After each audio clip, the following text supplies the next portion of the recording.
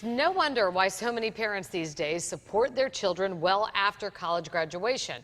One financial website says the average college student is saddled with $35,000 in debt after graduating. But there is a new way some students are trying to trim that debt, and News Channel 5's Stephanie Susskind shows you how.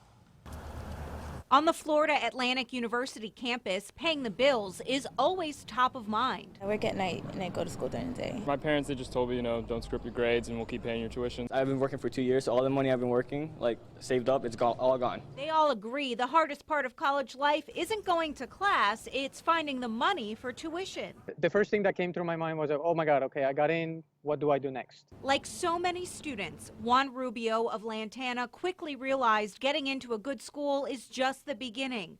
I talked with him via Skype from the Georgia Tech campus. I started Googling, I Googled, okay, how to pay for college. Creative ways to pay for college. And one of them said crowdfunding. Crowdfunding is a way to raise money for pretty much any cause, and anyone can do it. GoFundMe is one of the most popular websites. Juan created this GoFundMe page, sharing his dream to attend Georgia Tech and then someday work for NASA. It's a great way to tell people, hey, look, this is my story. I need help. And so does just about every other college student.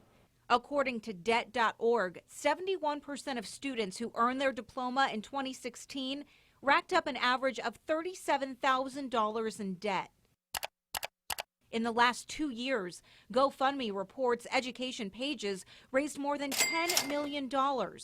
At first, Juan's family and friends were the only ones to give. Then I started seeing like $100 from someone I never knew. I mean, I just wanted to cry because look, there's these people that believe in me. And while every little bit helps, Juan's GoFundMe page only put a dent in his $30,000 a year tuition. Money's tight these days and people have a lot of decisions to make financially. So if you can really trigger their passion and kind of show that you're something that someone can believe in, you can really have some success.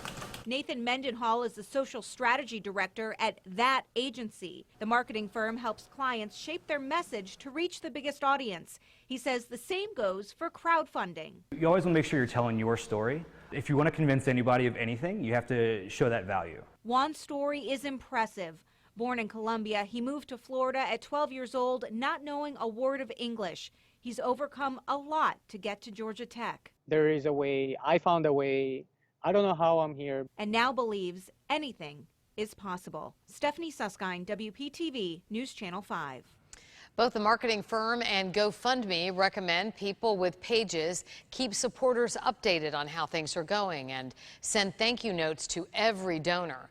It's also important to note that most crowdsourcing sites charge a service fee for every donation.